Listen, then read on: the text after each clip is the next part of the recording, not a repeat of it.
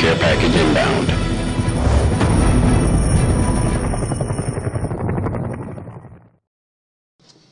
Hey everybody, it's AJ from Mighty Gluestick coming at you with a service announcement and just a little a pep talk from me to the rest of the members of the Tabletop One Shot group on Facebook and Google+.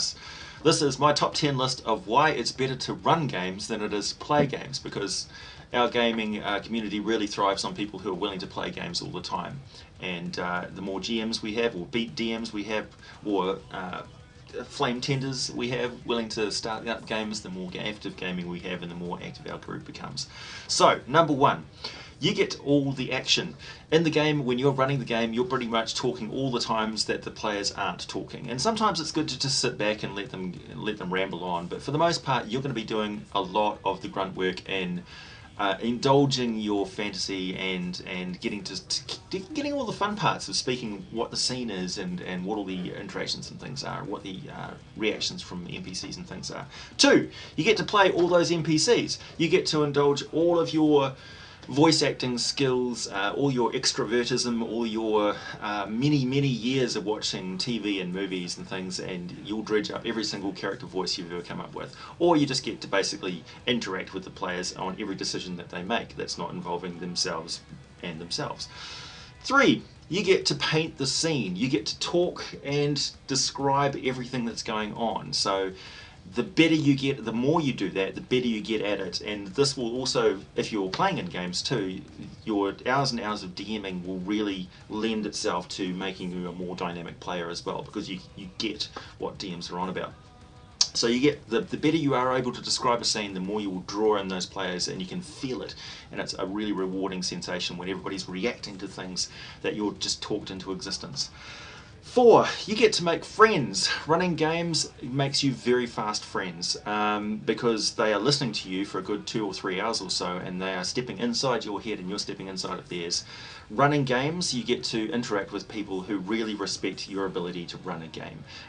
People appreciate you running games. So 5, you get respect. You get respect from people if you run games because they know that you are doing your part to make games happen.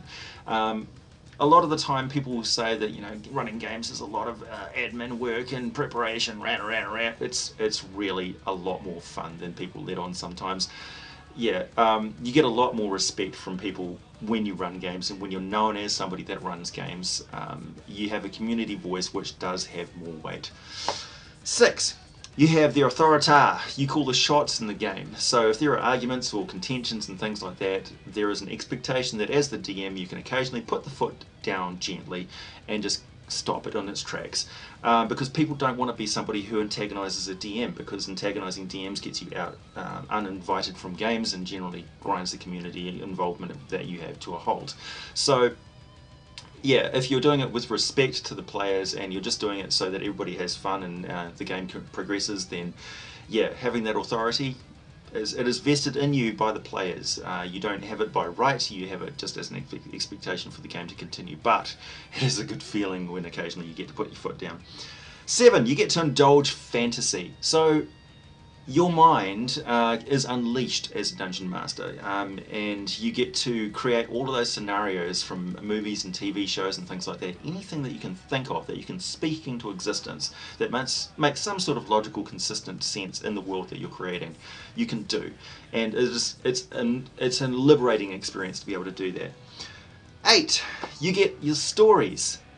Most of the really good DMing stories, or most of the very good gaming stories I hear, are not so much by people who are players in games, although there are plenty of them, but people who DM games, because you are so invested in the game during that entire time, it really locks into your memory what goes on in that game, and you're trying to get everybody else to go along on your mental fantasy, and at the end of it, you will have plenty of stories, really good engaging stories to tell other DMs and other players about this time when, you know, this player that I had, or this scenario that I had, I got to pull off this monster ambush, you know, that sort of stuff. They had no idea what was coming.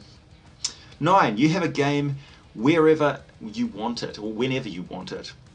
If you are willing to run games, then that means you are going to have players who show up and play those games. There may be the occasional time where your idea is really not gelling with people, or you haven't expressed very clearly the sort of fun that you want to have.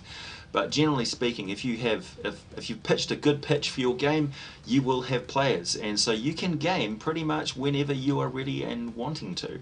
Whenever your schedule permits, you will find with this large group of 600 plus players, you will find that people are willing to join. 10. You get to play whatever you want. So you can play whatever system takes your fancy. In this group, the more obscure games do have people who play them. The old games, Traveller and Paranoia and things like that, have people that play them. There are Cthulhu players, there's all sorts. Hell, you might even find a Battletech player here or there. Anything that you want to play, they will come and join you. If you pitch a good pitch, you will get games. So it is better to run games than just be a player, because you get to call the shots. You get respect in the community, you get games whenever you want, you get friends, you get renown, you get great stories, and we all benefit from it. So yeah, I encourage you to run games.